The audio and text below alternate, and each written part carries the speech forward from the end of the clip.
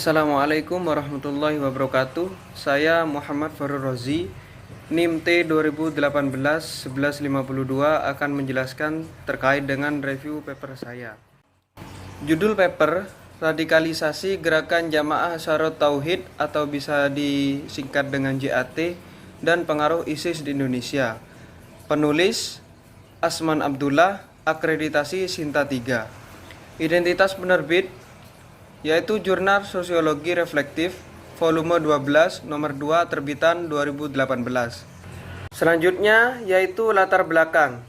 Jamaah Ansharut Tauhid adalah sebuah kelompok gerakan radikalisme bermotif agama yang berprinsip dan berkeyakinan untuk memperjuangkan syariat Islam, di mana mereka berkeinginan untuk merubah tatanan dan sistem pemerintahan yang ada di Indonesia.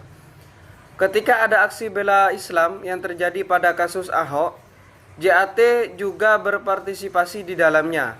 Seorang peneliti bernama Sidney Jones mengatakan bahwasanya seorang simpatisan ISIS yang juga ikut campur dalam hal itu. Sering sekali gerakan JAT ini bersikap radikal tetapi bermotif agama. Banyak perlawanan bahkan sampai kekerasan yang dilakukan oleh aparat keamanan, tetapi semakin dilawan mereka semakin kuat berprinsip bahwasanya aksi mereka adalah memperjuangkan syariat Islam yang mereka sebut dengan dakwah wal jihad. Dinamika pergerakan radikal JAT ini sebagai aksi bela Islam semacam inilah yang menarik untuk diteliti. Selanjutnya yaitu rumusan masalah. Di sini rumusan masalahnya adalah bagaimana dinamika pergerakan radikal Islam JAT yang bermotif agama. Yang selanjutnya jenis dan pendekatan penelitian, yaitu kualitatif studi kasus. Sumber dan jenis data. Di sini ada sumber primer dan sumber sekunder. Sumber primer terdiri beberapa tokoh seperti Ustadz Muhammad, Ustadz Fuad Al-Hazimi, Ustadz Abu Talud dan lain sebagainya. Dan untuk sumber sekunder yaitu dari buku, film, video, literatur, dokumen, dan lain sebagainya. Yang selanjutnya yaitu objek penelitian.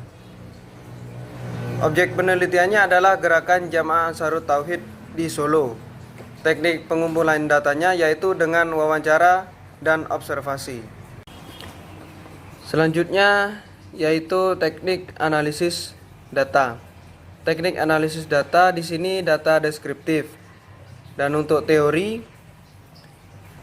ada dua. Yang pertama teori gerakan sosial yang mana menjelaskan proses organisasi dan dinamika yang mempengaruhi gerakan tersebut yang bertujuan memperjuangkan syariat Islam. Yang kedua, teori heroisme, sikap kuat terhadap keyakinan.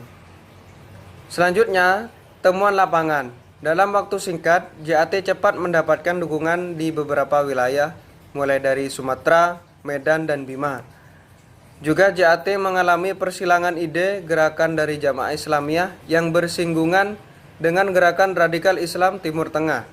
Sehingga JAT melakukan beberapa gerakan radikal yang bermaksud memperjuangkan syariat Islam. Radikalisasi merupakan dinamika yang berkembang karena beberapa faktor eksternal, yaitu panggilan jihad dari Timur Tengah yang berpengaruh kepada dinamika pergerakan JAT. Tetapi ada perlawanan dari rezim aparat pemerintahan. Untuk analisis data, dari analisis penulis terkait temuan lapangan bahwasanya JAT merupakan kelompok beragama atau gerakan jihad yang bertujuan memperjuangkan syariat Islam di Indonesia dengan pergerakan radikal yang bermotif agama, di mana pada akhir ini banyak aktivitas Islam dengan tujuan penegakan syariat Islam.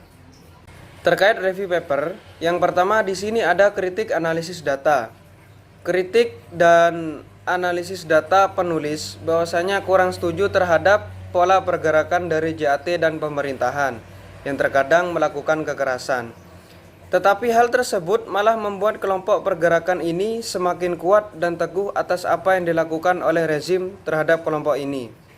Seharusnya penelitian ini menggunakan pendekatan yang saya jelaskan pada bagian tawaran teori di bawah ini.